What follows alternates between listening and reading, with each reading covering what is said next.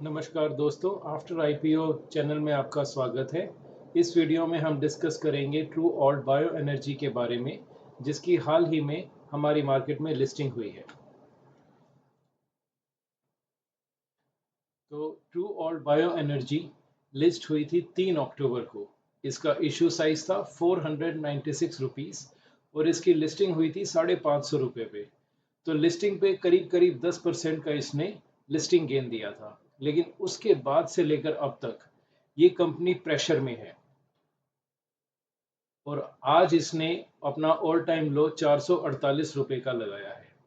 इसका market cap देखें तो 3843 यानी कि 3800 करोड़ की ये स्मॉल कैप कंपनी है, जिसका पीई रेशियो 26.77 है और पीबी रेशियो 2.5 का है। तो ऐसा क्यों हो रहा है कि ये कंपनी जब से लिस्ट हुई है तब से लगातार प्रेशर में है। तो जैसे आप जानते हैं कि मार्केट में सबसे ज़रूरी होते हैं किसी भी कंपनी के रिजल्ट, और यही इस कंपनी के साथ हुआ है। इसके जून 2025 क्वार्टर के रिजल्ट हाल ही में आए हैं और उन रिजल्ट्स ने निराश किया है। क्वार्टर ऑन क्वार्टर देखिए तो इस कंपनी का रेवेन्यू 64% से घटा है। 921 करोड़ जो कि मार्च 2025 में था, ये अब 327 करोड़ पे आ गया है। जबकि जून 2024 से अगर हम इसको कंपेयर करें तो ये फिर भी 50% के बढ़ावे में है। और इसी तरह से अगर हम नेट प्रॉफिट देखें, quarter on quarter net profit में 96% की गिरावट आई है। जो कि पहले 112 करोड़ था मार्च 2025 में, वो जून 2025 में महज 5 करोड़ का रह गया है। लेकिन इसको भी अगर हम जून 2024 से कंपेयर करें तो 22 करोड़ से बढ़कर अब 5 करोड़ पे आ गया है इसका नेट प्रॉफिट। अब हम थोड़ा जानते हैं कि ये कंपनी करती क्या है और क्या ये कंपनी कम बैक कर सकती है। तो जैसे कि आप जानते हैं, इस कंपनी का नाम है ट्रू ऑल्ट बायो एनर्जी और इसका मेन काम बायोफ्यूल्स का है। ये भारत में इथेनॉल प्रोडक्शन में सबसे largest capacity 2000 kilo litre per day पर ऑपरेट करती है। और इसके और भी अलग अलग काम है, लेकिन इसका मेजर काम जाता है कि ये किस तरह से वेस्टेज को यूज करके उसके बायोफ्यूल, एथेनॉल और भी अलग अलग तरीके के चीजें बनाती है।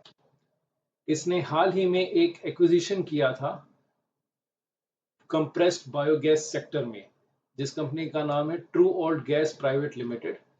इस कंपनी के एक्विजिशन से ये municipal solid waste and press mud को यूज करके कंप्रेस्ड बायोगैस और एलाइड प्रोडक्ट्स बनाना चाहती है। इसका एक्विजिशन 30 नवंबर तक पूरा होने की संभावना है।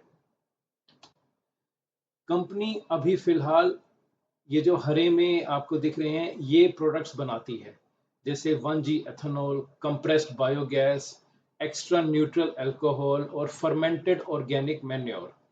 जबकि कंपनी बनाना चाहती है 2G ethanol, 1G ethanol capacity से बढ़ाकर 2G एथेनॉल करना चाहती है। Sustainable aviation fuel, green hydrogen और डिस्पेंसिंग स्टेशन। तो अगर ये सस्टेनेबल एविएशन फ्यूल और ग्रीन हाइड्रोजन इसके इन काम में इसको सफलता मिलती है तो ये कंपनी बहुत अच्छा कर सकती है और इसका जो मार्केट कैप है वो कई गुना बन सकता है यहाँ से। लेकिन अब ये अच्छा करेगी या नहीं करेगी इसके बारे में अभी कहना मुश्किल है। और इसके जो हाल ही में जो रिजल्ट आए हैं जून 2025 के, वो ज़्यादा इंस्पायर नहीं कर रहे हैं। इसके कारण से इसका स्टॉक डाउन है।